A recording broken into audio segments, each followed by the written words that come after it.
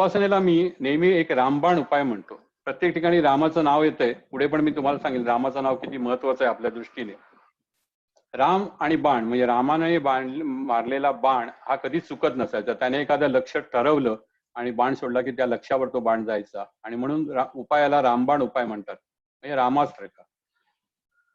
तर उपासनेला मी एक रामबाण उपाय म्हणतो. काही आपल्याला सापडलं नाही किंवा काही सुचत नसेल, आपली ऐपत नसेल, आपण तेवढं खर्च करू शकत नसेल, तर उपासनासारखा साधा सोपा उपाय आपण केला तर तो सर्व दुःखांवर, सर्व संकटांवर एक रामबाण उपाय आहे.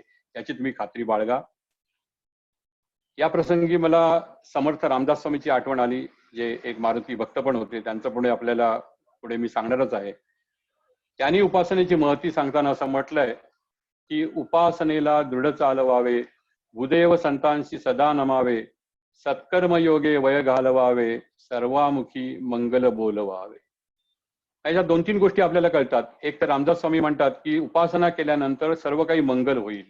म्हणजे रामदास स्वामींसारखा एवढा महान संत, भक्त, मारुतीचा उपासक, श्रीरामाचा उपासक जर म्हणत असेल, सर्वाभूती मंगल बोलवावे म्हणजेच काय की सर्वांचं मंगल करावं, सर्वांचं मंगल व्हावं, तर ते या उपासनेतून होईल.